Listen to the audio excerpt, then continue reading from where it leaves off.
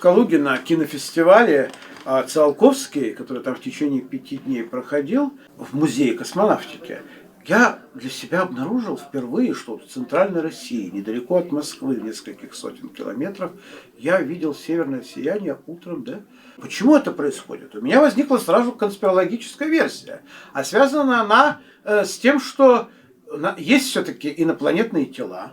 И эти инопланетные тела находятся именно над территорией Калуги. Я высказал, мне люди, которые имеют отношение к космосу, они говорят, а мы все это зафиксировали и будем это рассматривать. А может быть, ваша версия имеет право на существование. Но поскольку вот люди сидят, разбирающиеся с точки зрения науки лучше, мы вот, конечно, послушаем их. Вот, Рустам, вот как вы считаете? Это зависит от широты. Северное сияние – это когда у нас солнечный ветер, то есть энергия, которую Солнце периодически выплескивает, сталкивается с магнитным полем Земли, которое наиболее тонкое в крайних широтах, не только в северных, в южных тоже оно наблюдается. Просто в южных мало кто живет, и мало кто наблюдает. Вот, типа самая крайняя широта. Обычно, да, это 60 градусов и выше. На самом деле, вот вы говорите, широта Калуги, широта Москвы, это всего 53-55 градусов. Это не сильно южная широта на самом деле. Вот. Ну, то есть, да, периодически раз в 5, раз в 10 лет оно доходит и до таких широт, и поэтому наблюдается. Это не зависит от конкретного места, это зависит именно от широты, то есть от толщины магнитного поля. Там, где оно меньше, то и больше частота таких явлений. Но в целом там происходит химическая реакция, когда вот молекулы кислорода и азота сталкиваются вот с солнечным ветром, они вот в результате реакции получается определенный цвет. Вот. А то, что частота, вот сейчас я статистику посмотрел, оказывается, по-моему, 2025-2026, как раз у нас пик активности Солнца, соответственно, у нас будет больше выбросов энергии, соответственно, возможно, больше выбросов именно, как я понял, солнечного ветра и больше частота северных сияний. Вот. Но влияние людей оно никак не может оказывать, потому что Солнце большое, люди на него никак не влияют. Вот. На магнитное поле люди тоже не влияют, хотя, кстати, магнитное поле, оно периодически меняет свою полюсность, там примерно раз в миллион лет, и сейчас магнитный полюс движется. Вот. Но все же не считают, что оно как-то ослабевает сейчас, такого не замечено. Вот. Поэтому просто это результат изменения активности Солнца. И в целом то, что у нас северное сияние приходит на широту Москвы, во-первых, это не такие южные широты, если там 40 и так далее, было бы как бы еще удивительно. Так, раз в 10 лет это случается, это нормально. Не все случайности надо объяснять конспирологией. Просто у многих людей конспирологическое мышление почему? Потому что люди привыкли смотреть фильмы и сериалы, где всегда есть режиссер, который что-то объясняет. А в реальности есть просто случайные события, которые нет какого-то великого объяснения. Просто вещи случаются. Да, но в 2019 году я вдруг прочитал об этом, когда заинтересовался, что все-таки солнечная активность начала увеличиваться, и вот пик в 2025 году. Да, это и есть солнечный цикл 11-летний как раз. Вот. Но и в этой же связи говорится о том, что магнитных бурь стало больше, вот именно пик магнитных бурь. То есть вы с этим можете согласиться? Ну, логично, если у нас движение Солнца сейчас на максимальный цикл, то активность солнечного ветра, магнитных бурь может как-то увеличиваться. Ну, вот вы увидели первый раз в центральной России, летели. Да, я слышал, по-моему, даже на Южном Урале было солнечное. Там сколько? 50 еще вот, посмотри Южный Урал. Ну как вот для вас вот это что-то было чудом, удивительным, или это необычно, конечно, очень необычно. Раньше я такого вообще не видел. Особенно для нашего поколения, потому что мы, может, в детстве и могли наблюдать, но, может, и не запомнилось. А так вот последнее в юношеском возрасте. Ну да, это 50. Рустем еще сказал, что это зависит, получается, от химического состава атмосферы. Ну, он не... Свечение же у каждого химического элемента есть свой спектральный цвет. Вот кислород, по-моему, там зеленый, азот там красный. Ну, то есть, да, это зависит. Почему тогда парниковый эффект не влияет на такое влияние? Потому что углекислый газ не влияет, потому что у нас концентрация углекислого газа, хоть она увеличилась, это всего лишь 3 сотых, но она была 3 сотых, сейчас она 4 сотых. 4 сотых, то есть на 100% у нас большинство это азот, потом сейчас 78% азот, 21% кислород, 0,9% аргон, и углекислый газ, оно влияет на... 4 ppm. Да, 4 ppm это 4 сотых от процента. И поэтому изменение концентрации углекислого газа, оно влияет на глобальную температуру, но оно не влияет на такие явления, как северное сияние. То есть экологический аспект мы отбрасываем? Конечно. Потому что состав атмосферы, он не так хорошо. сильно меняется. А то, что... я не знал об этом. А вот то, что природно, вот смотрите, 8 или 7 апреля вдруг в Москве пошел снег. Хотя до этого было очень тепло. Ну, это уже Это другая похолодало. Это локальные климатические... Но северные сияние к этому точно не имеет отношения. Потому что Конечно, я опять это в той же Калуге, в музее Циолковского, пообщался с людьми, которые, они, конечно, далеки от реальной науки, но они не конспирологи.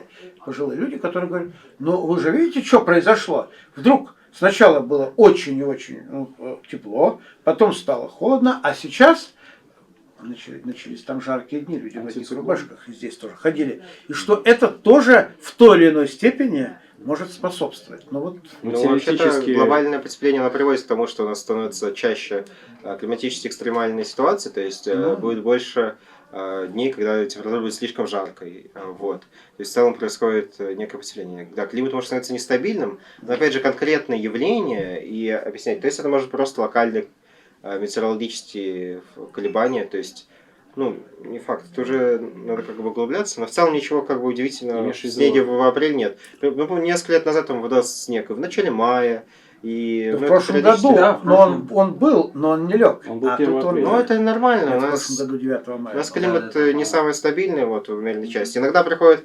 теплые массы, когда у нас тепло, иногда приходят холодные массы. Мы же на перекрестке, когда атлантические массы, в основном это тепло, там дожди приносят. Когда арктические, у нас наоборот холод. Вот, температура меняется, это нормально, всегда так было. Да, но при этом январь и февраль такими аномальными не были, и вдруг в марте еще было тепло, а в апреле наоборот. Вот этот момент. Вопрос дискуссионный. Почему? Потому что одни считают, что это может быть антропогенное происхождение, а другие считают, что это просто может быть какое-нибудь естественное геологическое происхождение. Почему геология? В целом, то есть... естественное происхождение. Естественно, да. Вот. Скорее всего, это комбинация и тех факторов в том, что у нас антропогенное потепление происходит, и в целом у нас же температура уже поднялась на 1,5 градуса с доиндустриальных уровней. А в северных широтах потепление происходит быстрее. И в наших широтах, где-то, возможно, где-то до 2 градусов потепления произошло за последние лет 200. Вот. И, соответственно, да, таких экстремальных климатических явлений, когда у нас будет тепло в январе и феврале, с каждым годом, по идее, становится будет все дольше. То есть не каждое это явление можно будет объяснить глобальным потеплением, но в целом, частота, если мы смотрим на статистику, у нас, да, температура становится теплее, это факт. Вот. И дальше, по прогнозам, так как у нас продолжается выброс углекислого газа, температура будет продолжать средне увеличиваться. Вот. А таких климатических явлений, когда у нас будет тепло в январе-феврале, будет становиться больше.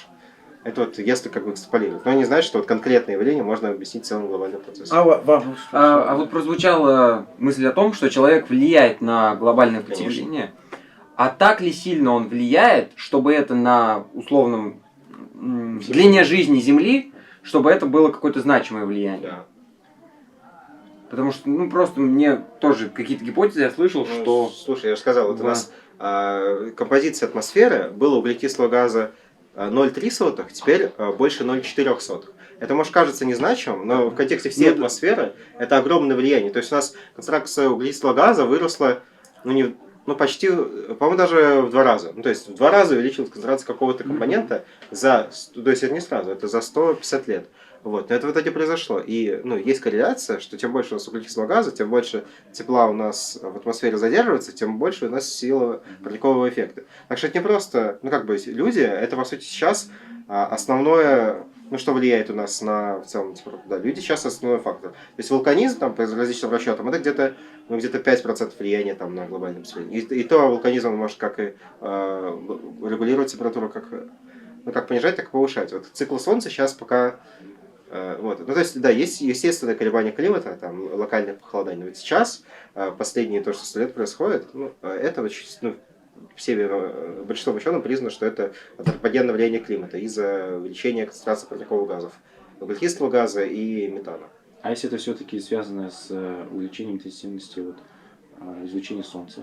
Нет, потому что циклы Солнца, анирегуляр не замечено на такой, на этом временном периоде, не замечено, что Солнце как-то сильно увеличило свою интенсивность. Да, нет корреляции, да.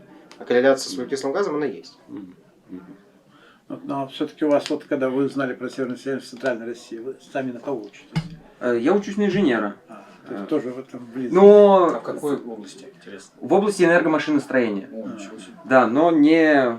Я далек, на самом деле, от геофизических процессов. Да, с точки зрения обывателя. С точки зрения обывателя, я подумал, что, ну, больше я на самом деле склоняюсь к версии Рустама о том, что просто стали чаще замечать события, которые раньше не замечали в силу, ну, Потому что у нас не было да, технических того, средств. что технически это было невозможно. И когда частота чего-то повышается, нужно смотреть не то, как раньше это было, а то, как раньше это фиксировали. То есть, какова точность измерений чего-либо, ну, там, 100-200 лет назад. К чему это может привести, вот это северное сияние, появление, не только северное сияние, потепление, все, к тому, что все-таки будут таяния ледников и будут какие-то из стран соседних с нами, может быть, не очень соседних, все-таки уходить под воду, или часть материка, или часть. Или это все-таки досужие разговоры. Ну, то есть все страны в большом количестве, не все страны, в большом количестве не ведут под воду. Северное сияние вообще никакого отношения Это не я имеет. понимаю, но вообще в абсолютно целом, никакого. я в целом. Если спрашивать про корреляцию глобального потепления таяния льдов, она, безусловно, есть. Что тем у нас больше температуры, тем больше льда будет таять. Но на данный момент большинство повышения уровня мирового океана у нас связано не с таянием ледников, а с термической экспансией воды. Потому что когда у нас температура в целом становится выше, она стала выше на 1,5 градуса вот, по состоянию на 2025 год, у нас в целом вещи как бы расширяются. И океан увеличился, и из-за этого как бы уровень океана поднялся за последние 150 лет где-то на 27 сантиметров. Вот. Это повышение, оно есть, как бы оно заметно. То есть основное повышение уровня океана в будущем будет происходить именно из-за того, что у нас планета становится теплее, океан расширяется, то есть и уровень где-то на 3-4 мм в год океана повышается. Вот. А влияние ледников оказывает там меньше 5% влияния увеличения уровня океана.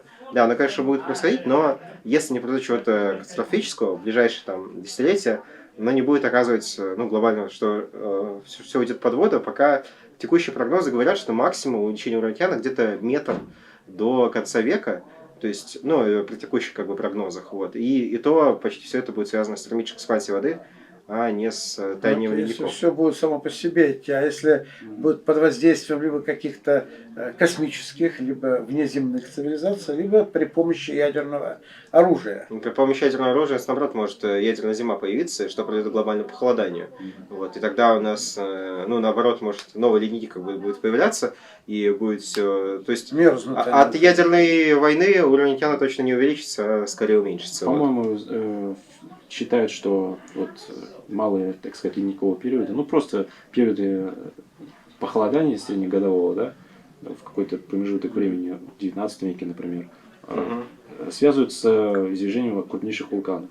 Да, но есть такое, что когда у нас крупные вулканы извергаются, они оказывают охлаждающее влияние на атмосферу, потому что это все частицы. Вулканы, да, они извергают большое количество аэрозольных частиц, которые окутывают атмосферу, и просто Солнце не пробивается. И вот излучение не нагревает атмосферу. Но проблема насчет таяния ледников, все такое, это больше проблем может быть с питьевой водой в тех местах, где ледниковое питание. Ледниковое питание рек, питание грунтов, а это артезианские воды, это сельское хозяйство. Все понятно. В общем, будем надеяться, что на нас век северного сияния красивого хватит, но и под воду ни мы не уйдем, ни наши соседи, по крайней мере, в большом количестве. То, что немножечко все-таки будет уходить, это уже теперь мы признаем. навряд ли пострадаем.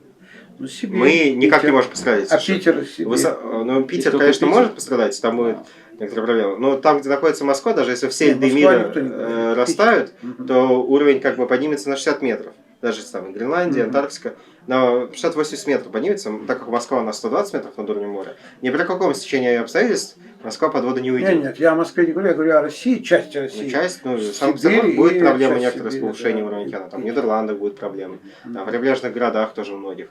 Вот. Проблемы, конечно, будут, как бы многие уже с этим как-то пытаются справиться.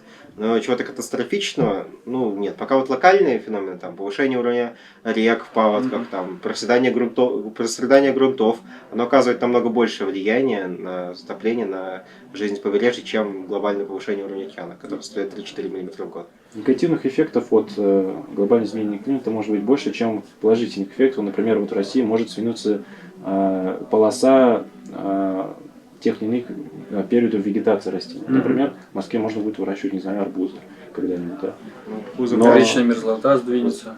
И, да, больше проблем с Сибирью, потому что там все поплывет, там ничего не Вот, невозможно это будет во-первых. строить. А во-вторых, значит, в Москве не знаю, но я знаю, что в Луховицах арбузы пытаются выращивать. Получается у них насколько хорошо, я не знаю.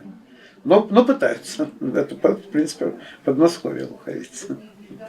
Мне просто говорят, это говорят, луховицкие арбузы. Я говорю, какие? Астраханские я понимаю. На Бахче навряд ли получится, а вот в Парнике запросто. А в Парнике понятно. По итогам можно сказать, что сколько людей, столько и мнений, но нам важно узнать именно, что нам удалось, узнать мнение специалистов, с одной стороны. С другой стороны, людей, которые все это видели, в том числе и мне, для которых это что-то новое. И я свои, например, выводы из этого делаю, может быть, не всегда справедливые, но так получается, что Владимир Вольфович Жириновский даже говорили, ой, такая фигня, я попомню. А он говорит, подождите, вот пройдет 20 лет, и вы поймете, что я прав.